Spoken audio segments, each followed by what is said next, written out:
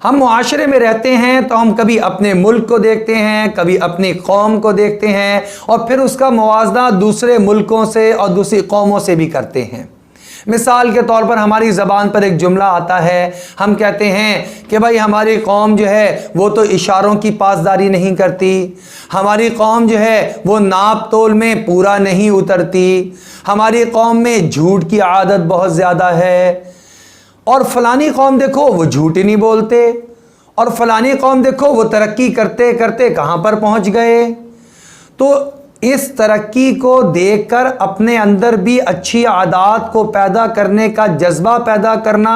یہ تو حسد نہیں ہے، یہ تو اچھی چیز ہے کہ ہمیں خود بھی عقل آئے کہ دیکھو فلاں قوم ہمارے بعد آزاد ہوئی، اس نے امانت داری کو اپنا شعار بنایا، اس نے جھوٹ کو دفن کر دیا، اس نے کرپشن اور بے ایمانی کو جو اپنی زندگیوں سے نکال دیا،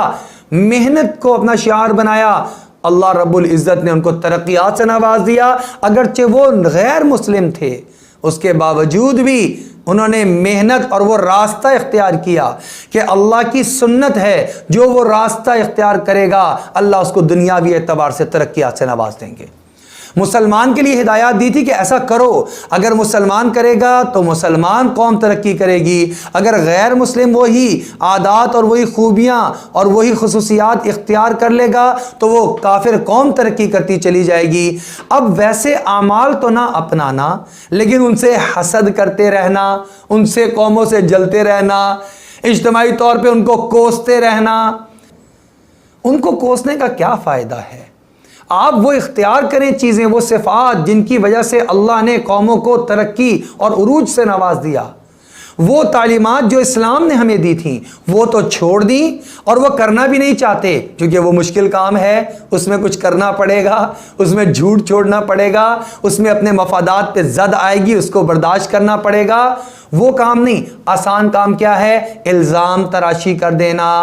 وہ الزام تراشی کر دیتے ہیں، کوس لینا، وہ کوس لیتے ہیں، لعنت بھیج دینا، وہ لعنت بھیج دیتے ہیں۔ یہ سب حسد کے جذبات ہیں جو ہمارے دل میں پیدا ہوتے ہیں۔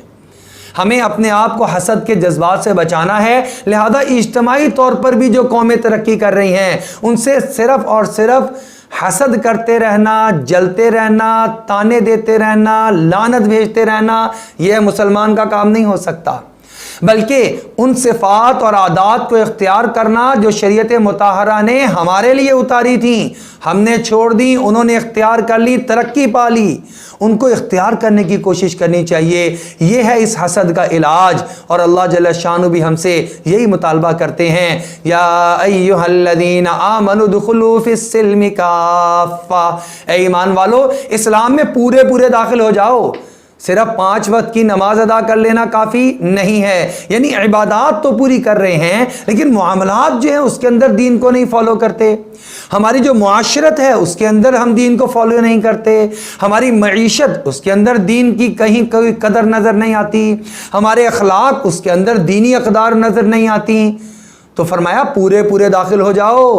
یہ تمام چیزوں کا مجموعہ ہے، عبادات بھی ہیں، معاملات بھی ہیں، معیشت بھی ہے، معاشرت بھی ہے، اخلاقیات بھی ہیں، ان سب چیزوں کو اپنا لو، پھر تمہیں کسی سے حسد کرنے کی نوبت ہی نہیں آئے گی، اللہ رب العزت تمہیں اپنی جناب سے خود ہی بے تحاشا عطا فرما دیں گے۔